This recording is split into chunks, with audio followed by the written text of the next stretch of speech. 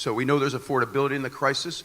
We know that our state budget, it took 238 years to get to $36 billion, and in 8 years it's gone from 36 to $59 billion.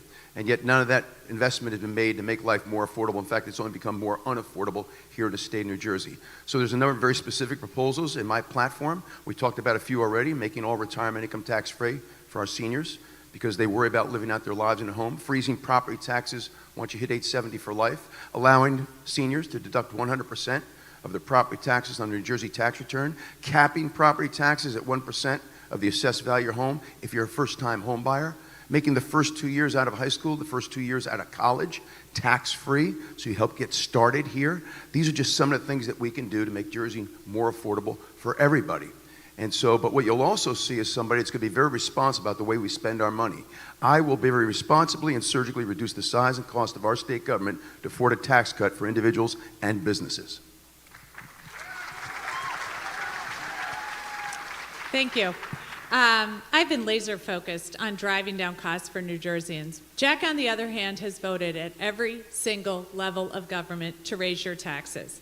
In fact, he's voted against over $1 billion in property tax relief, and he supported Trump in implementing over $30 billion against property tax relief. So in every way, he's raised costs on New Jerseyans. That's why I'm going to get into office and make sure I'm lowering them, by sharing services and school administrative costs in municipal courts, and continuing to hammer home the way in which we can support seniors with Anchor and Stay New Jersey so that they aren't here susceptible to the constant increases in property taxes. I'll continue to lower your costs, and Jack's going to raise them at every level. 30 seconds, Jack Ciattarelli. So a couple of things about the Anchor and Stay New Jersey program. I don't think somebody making $500,000 a year should get a property tax rebate in this state.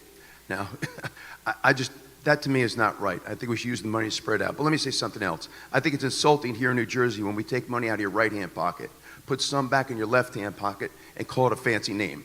But one other thing about the affordability crisis, remember one thing that she'll never remind you of. The Democrats have controlled our state legislature for 25 years. The Democrats have controlled the executive branch, the governorship, for 8 years, and look where we are today.